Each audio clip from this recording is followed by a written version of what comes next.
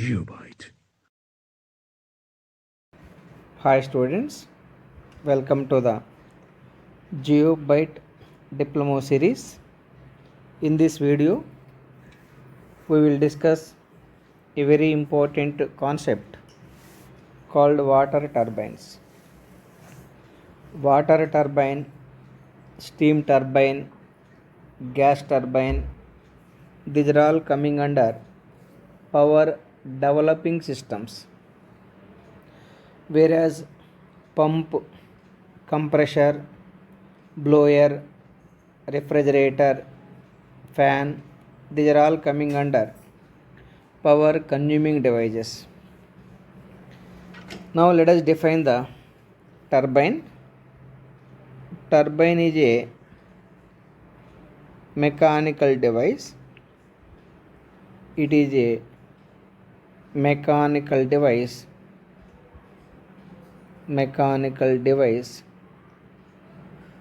used for developing the mechanical energy.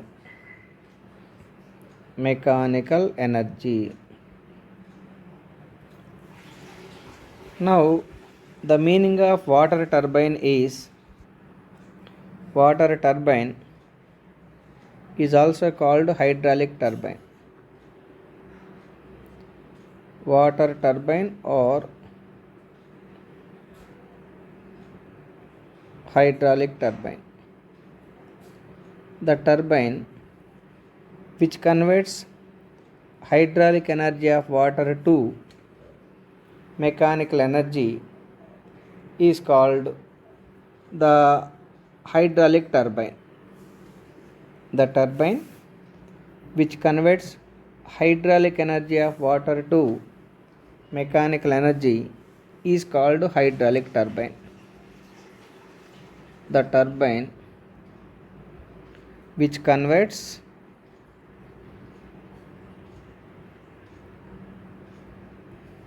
hydraulic energy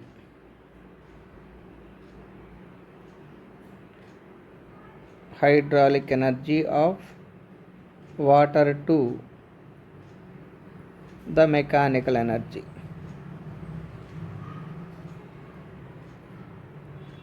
The mechanical energy is called water turbine.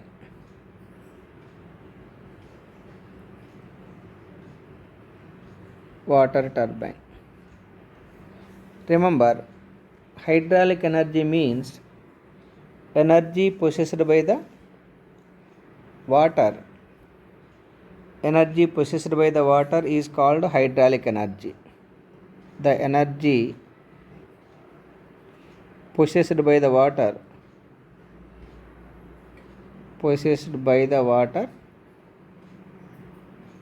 is called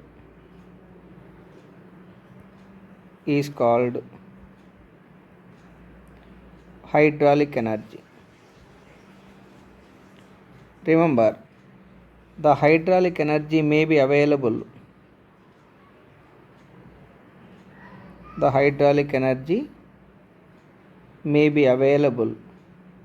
in the form of kinetic energy,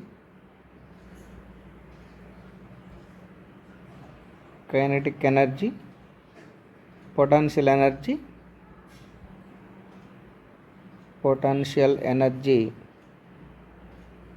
or pressure energy.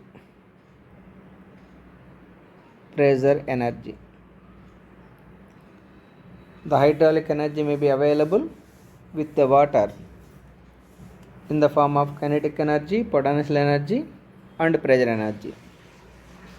If I take the hydroelectric power plant, as long as the water is stored in the dam, the energy possessed by the water is hydraulic energy in the form of potential energy, because hydroelectric power plant is arranged well below the dam level. Since the water is present in the dam, at an elevated height. Therefore, the water is maintaining the energy, potential energy, in addition to the pressure energy. But while the water is flowing through the pipeline or nozzle, the potential energy may be converted to kinetic energy. While the water is flowing through the pipe from the dam to powerhouse, a part of potential energy may be converted to the kinetic energy. Anyhow, the hydraulic turbine is for developing the mechanical energy by utilizing the hydraulic energy present in the water, whereas the steam turbine is also a mechanical device. It converts the thermal energy of steam to mechanical energy. The steam turbine is converting thermal energy of the steam to mechanical energy, whereas hydraulic turbine is from hydraulic energy to the mechanical energy. Next, hydraulic pump. Hydraulic pump. Pump is used for boosting the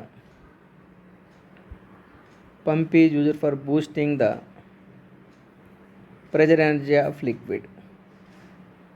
Pressure energy of liquid.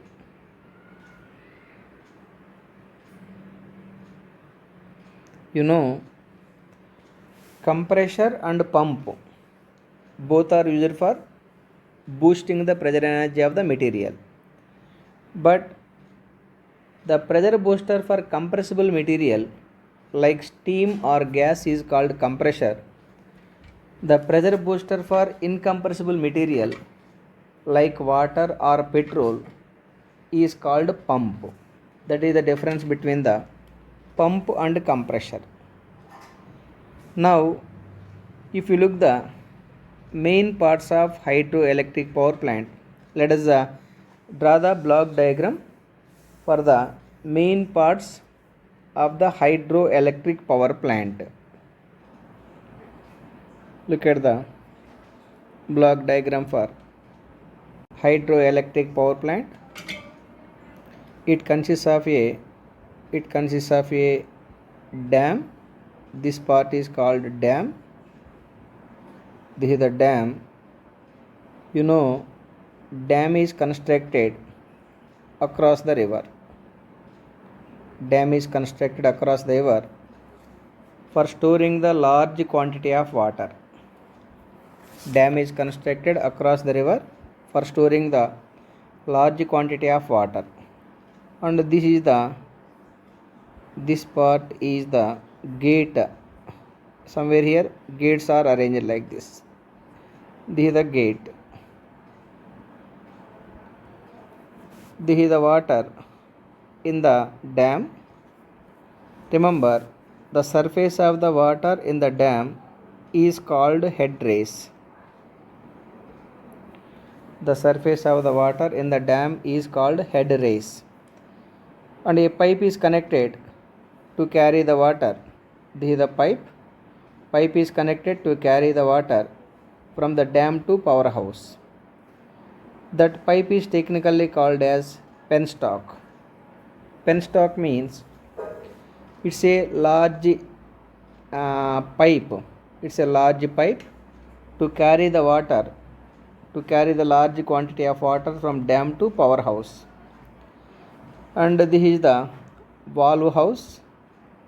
Up to the valve house, you can find only one penstock, that is called main penstock. From that valve house, the water will be splitted to different turbines through branched pipes called branched penstocks. These are all the branched penstocks. Branched penstocks for carrying the water from valve house to the respective turbines, like this is the turbine 1, turbine 2, turbine 3, like this. All the turbines are placed in the powerhouse. After expansion of the water over the turbine blades, that water is left to the exit. That exit passes for carrying the water from the exit of the turbine is called tail race. The surface of the tail race is also called tail race. I hope you got my point. The passage for carrying the water from the exit of the turbine is called tail race. The surface of the tail race is also called the tail race. The surface of the water in the tail race, the surface of the water, this is the tail race. The surface of the water in the tail race, the vertical height from surface of the water in the tail race to head race, this is the head race, is called gross head, denoted by H suffix G.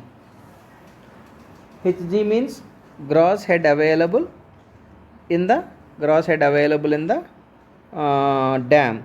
Hg equal to gross head. Gross head is the vertical height. It is the vertical height from surface of water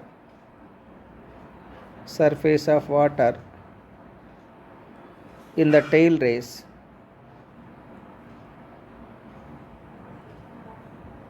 to the head race. The vertical height from surface of the water in the tail race to head race is called the gross head. Now, but while the liquid is flowing through the pipe or penstock, some head is losing due to friction.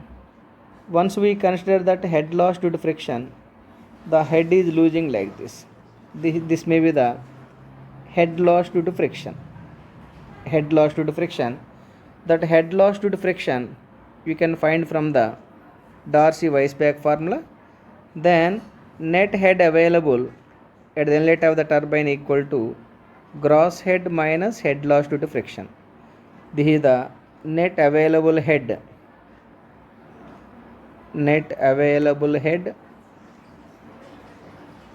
at inlet of turbine.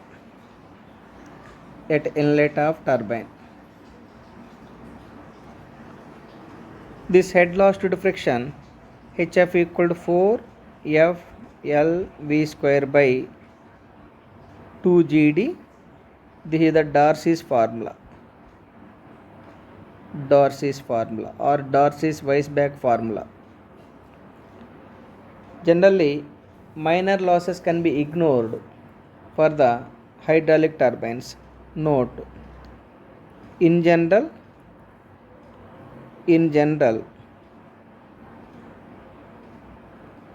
minor losses can be ignored.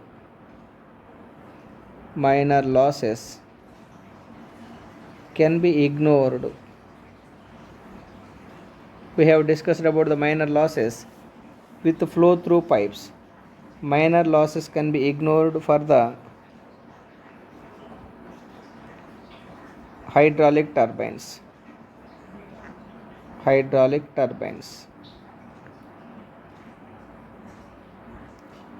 Okay, now the function of the valve house is to regulate the water towards the turbines. For example, if you have any problem from a particular turbine, you have to stop the water which is going to that particular turbine. Once again, if you have any problem from a particular turbine, you have to stop the water which is going to that particular turbine. But when you stop the large quantity of water which is going to a particular turbine, that water will start to backflow. That water starts to move back. But damage at higher elevation From the dam, water is coming down, and this restricted water is moving back. The water is colliding the back water and the water which is coming from the dam colliding. Because of that collision force, some resisting force acts on the pipe. Because of that resisting force, the pipe may be bursted. Once again, if you have any problem from a particular turbine, you have to stop the water which is going to that particular turbine. Once you stop the water, large quantity of water going to a particular turbine, that water starts to backflow. But from the dam, water is continuously moving towards the wall house. The water which is moving back and which is moving forward from the dam colliding somewhere here, causing water hammer on the pipe. Because of that water hammer, the pipe may be bursted. For avoiding that problem, a large open tank is connected somewhere here. A large open tank is connected at very closer to the valve house for receiving that extra water whatever it is available in the penstock. I hope you got my point. The surge tank is large open tank arranged very close to the valve house.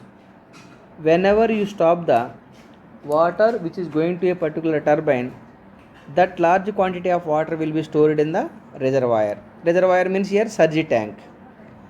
Again, the water which is present in the surge tank will be slowly left to the penstock only. That means surge tank is a temporary energy reservoir. It means the surge tank is collecting the water. The surge tank is collecting the excess water, if any present in the penstock, and releasing that stored water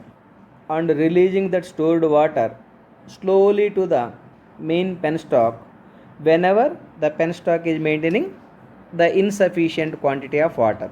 That is the function of surge tank. So that is about the main parts of hydroelectric power plant.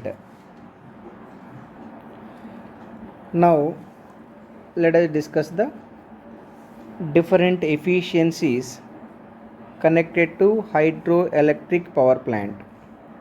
The very first one, hydraulic efficiency. Hydraulic efficiency. Hydraulic efficiency eta H equal to, remember, while the water is expanding over the turbine blades, the turbine is rotating, then the power developed by the turbine divided by power given to the turbine is called hydraulic efficiency. Here power given to the turbine is the water power. Whatever the power the water is maintaining at the inlet of the turbine is called water power. So anyhow, power developed by ratio between power developed by the runner or rotor, the power developed by runner or rotor divided by power given by the water. Power given by the water by water or power of the water. So it is equal to simply runner power by water power into 100. Now come to the second efficiency called the mechanical efficiency. Mechanical efficiency denoted by eta suffix m. While the water is expanding over the turbine blades, the turbine rotor is rotating. That turbine rotor is mounted on the shaft. Therefore, the shaft is also rotating. And that shaft is extended to generator, where the turbine shaft cuts the magnetic field in the alternator. There, the mechanical energy is converted to electrical energy. Then, whatever the power which is available to cut the magnetic flux in the alternator divided by runner power is called mechanical efficiency. So simply it is written as ratio between the shaft power and runner power.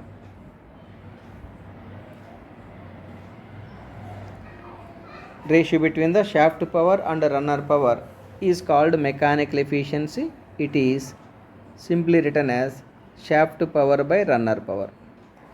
Here shaft power means the power available to cut the magnetic flux in the alternator is the shaft power.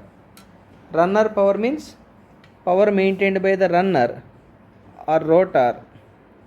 Power maintained by the runner or rotor is called runner power into 100. Next, overall efficiency. Overall efficiency.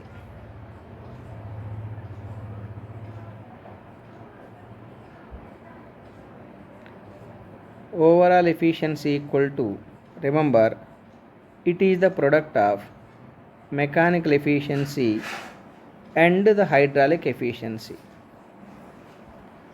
The product of mechanical efficiency and hydraulic efficiency is called overall efficiency. Here mechanical efficiency is shaft power by runner power. Hydraulic efficiency is runner power by the water power. This runner power getting cancelled. 1 minute. This runner power getting cancelled. Finally it is the ratio between shaft power and water power. Ratio between shaft power and water power is called overall efficiency. Now one more efficiency called volumetric efficiency. Fourth kind of efficiency,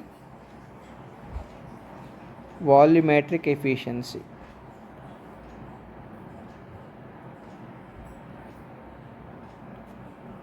This volumetric efficiency is defined like this. Volumetric efficiency equal to ratio between the volume of the water striking the runner and volume of the water supplied to the rotor. If I supply some X quantity of water, that X quantity of water completely may not be striking the turbine. Then whatever the water which is actually striking the runner divided by water supplied to the runner is called volumetric efficiency. So it is defined like this. Volume of water striking the runner, volume of water striking the runner divided by volume of water supplied to the runner. Volume of water supplied to the runner.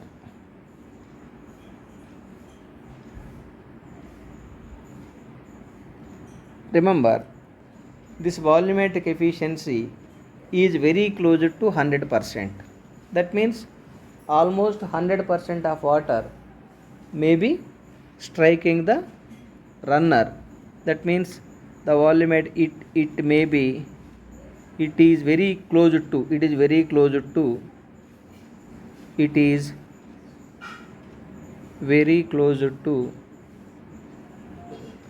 100%. The volumetric efficiency is very close to 100%. That is about the different kinds of efficiencies connected to the hydraulic turbines. Now let us discuss the classifications of water turbines.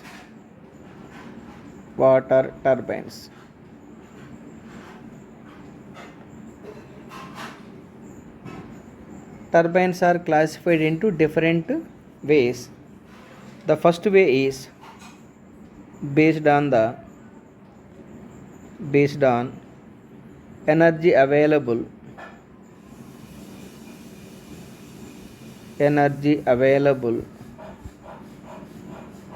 at the inlet of turbine. Based on the energy available at the inlet of the turbine, the turbines are classified into two types. The first one, impulse turbine.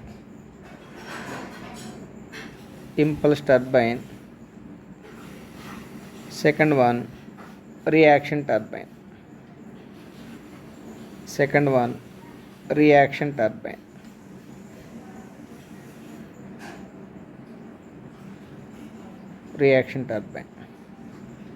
Remember, if the energy available at the inlet of the turbine is only kinetic energy, that kind of turbine is called impulse turbine. The energy available for the impulse turbine, the energy available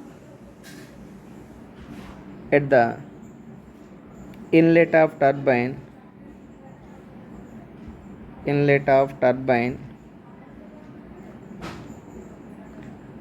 is only kinetic energy.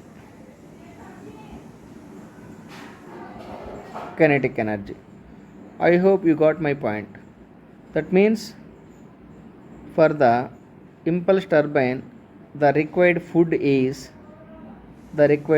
kinetic energy of the water. Example, Pelton wheel. Pelton wheel is the best example for impulse turbine. Now come to the reaction turbine. Reaction turbine means the energy available at the inlet of the turbine is partially kinetic energy and partially pressure energy. For the reaction turbine, the energy available at inlet of turbine is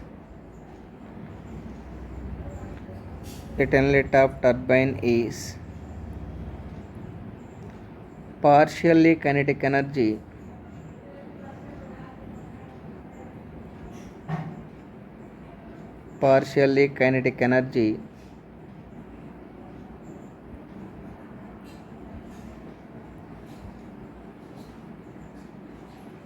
and partially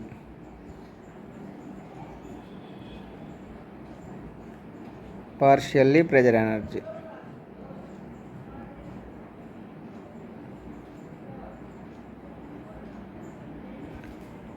For the reaction turbine, energy available at the inlet of the turbine is partially kinetic energy and partially pressure energy. Here example for reaction turbines: Francis turbine,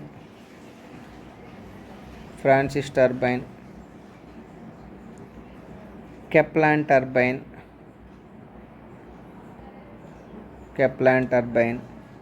propeller turbine, etc. That is the first classification. Second classification, based on direction of water flow.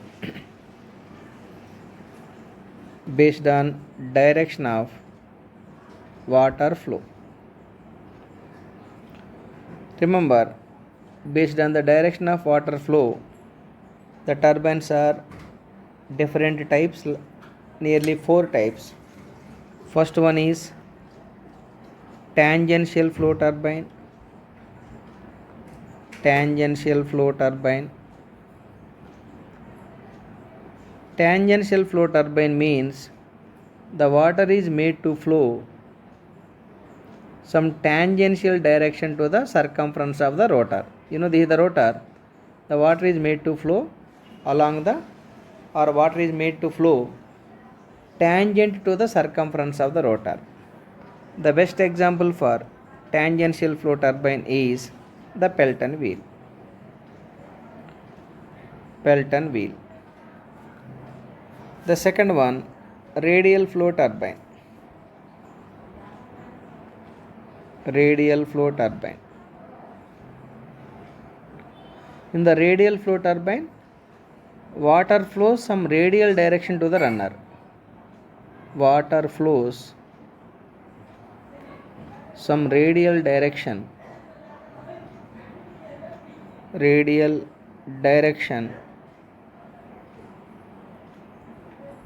to the runner. Radial direction to the runner. These radial flow turbines may be either inward flow turbine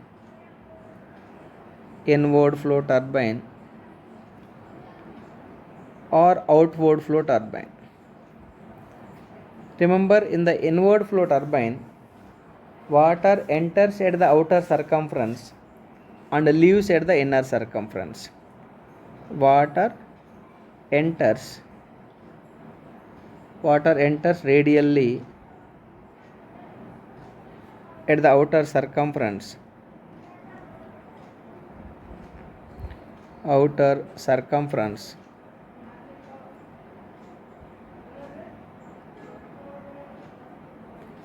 and leaves radially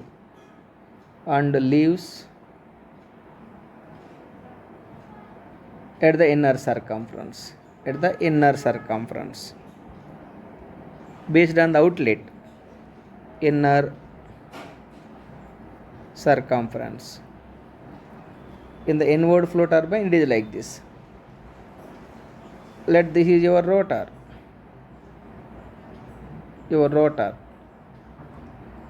In case of 1 minute,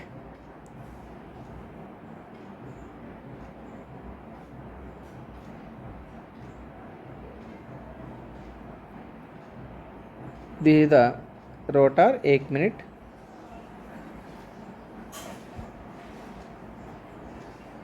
So this is the rotor circumference.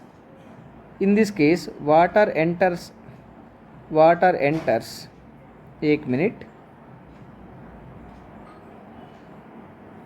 In this case, water enters at the outer circumference like this, radially, and leaves at the inner circumference like this.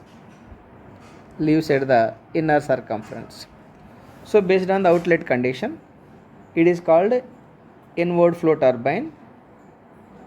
The example for inward flow turbine, Old Francis turbine.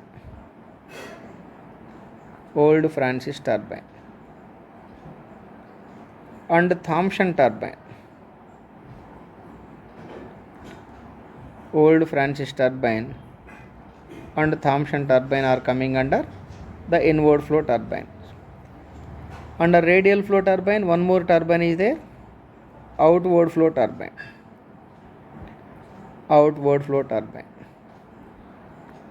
In the outward flow turbine, the water flow is opposite to inward flow. Here, water enters at the inner circumference. Water enters at the inner circumference radially.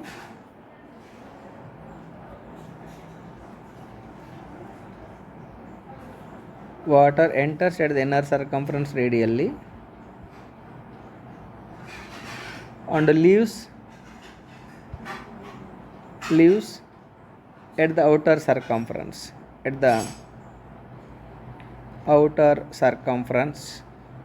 Radially. It is like this.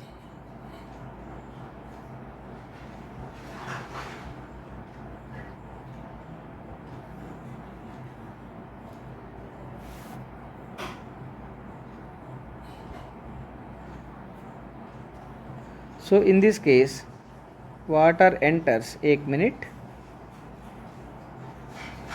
In this case,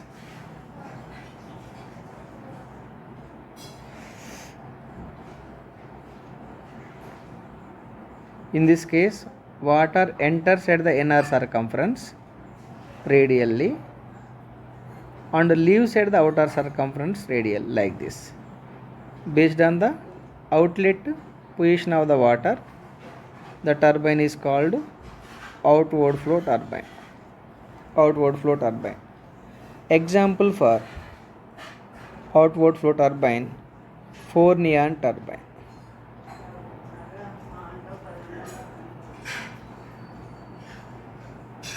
Four neon turbine is the outward flow radial turbine.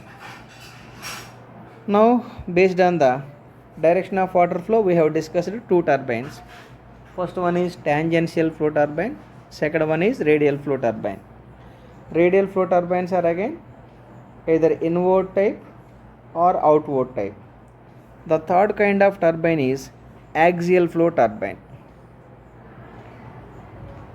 Axial flow turbine. Remember, in axial flow turbine, the water flows along the turbine shaft axis. Water flows along the turbine shaft axis. Turbine shaft axis. Here the example for axial flow turbine, Kaplan and propeller turbine.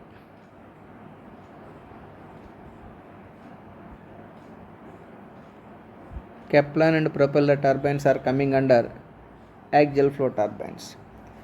Now come to the another kind of turbine based on the direction of water flow, mixed flow turbine. Remember, mixed flow turbine means water enters radially.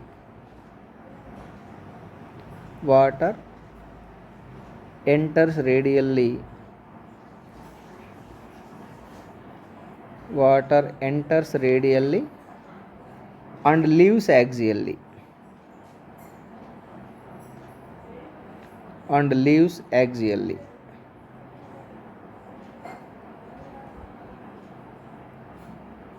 In mixed flow turbine, water enters radially and leaves axially. The example for the mixed flow turbine, modern Francis turbine. Modern Francis turbine. Modern Francis turbine is coming under mixed flow turbine. That is the second classification. First classification based on the energy available at the inlet of the turbine. Second classification based on the direction of water flow. Third classification based on the head available. Based on head available at inlet of turbine. Head available at inlet of turbine. Based on the head available at the inlet of turbine, turbines are three types. First one, high head turbine.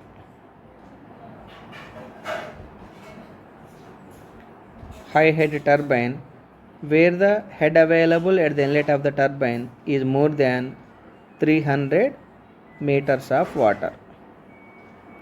Meters of water. Example for high head turbine, Pelton wheel. Pelton wheel. Second one, medium head turbine. Medium head turbine, where the head available is less than 250 meters but more than 60 meters. Example for medium flow turbine, modern Francis turbine. Modern Francis turbine. Modern Francis turbine is coming under medium head turbine. The last one, low head turbine. Low head turbine. The condition for low head turbine is the head available at the inlet of the turbine is less than 60 meters of water. Example for low head turbine: Kaplan and propeller turbine. Kaplan and propeller turbine are coming under the low head turbine. That is about the third classification based on the head available. Fourth classification based on the specific speed. Based on specific speed, denoted by NS.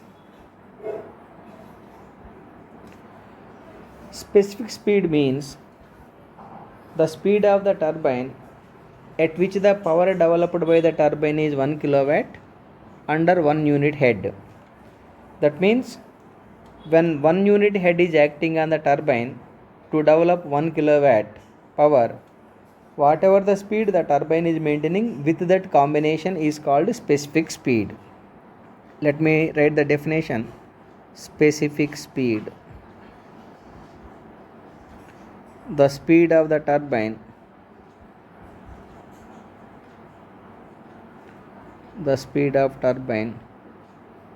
at which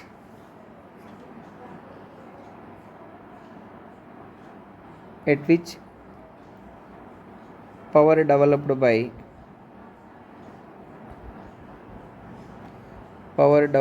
turbine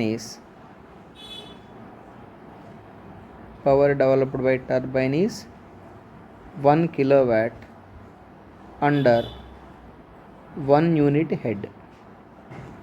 1 unit head is called specific speed. Here specific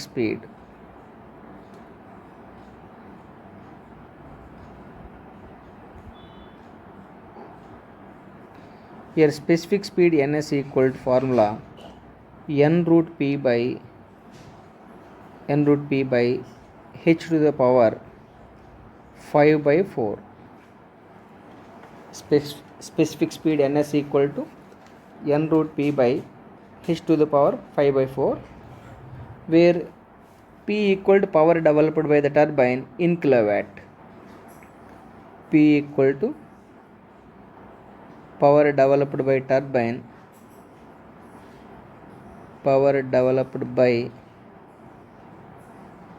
turbine it should be in kilowatt. H equal to net head available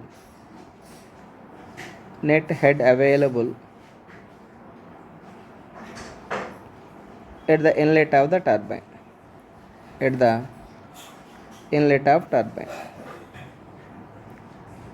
N equal to the turbine speed. So anyhow, the based on head available at the inlet of turbine, there are 3 turbines available in the market based on the specific speed.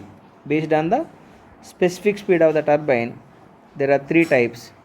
Low specific speed turbine,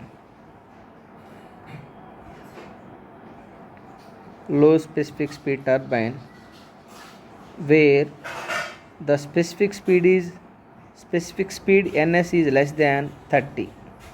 Specific speed is free from units. If the specific speed is less than 30, that is called low specific speed turbine. Example, the Pelton wheel. So Pelton wheel is the high head and low specific speed turbine. Second one, medium specific speed turbine.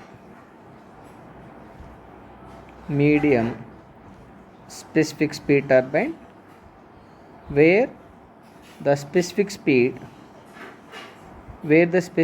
is in between 300 and 30. Example, modern Francis turbine.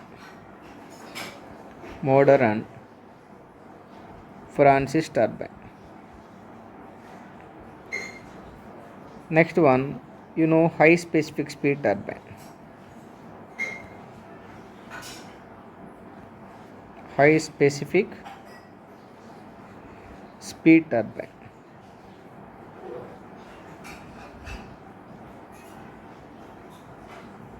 High specific speed turbine where the specific speed is more than 300. Example for high specific speed turbine: Kaplan and propeller turbine.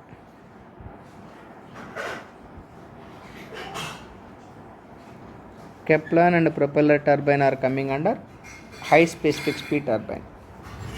That is how you can classify the hydraulic turbines. Dear students, I hope you clearly understood this theory part for the hydraulic turbines. At this level, I am stopping this video. In the next video, we will discuss about the Pelton wheel. You please go through this theory concept for understanding the remaining concepts very easily. You try to put on the paper whatever you read or whatever you listen, because practice paper pen work is very important for the diploma level. Please practice this entire information and subscribe our GeoByte channel, and you share these videos to your friends also, whoever is doing diploma mechanical and civil engineering. Thank you very much. Have a great day. GeoByte.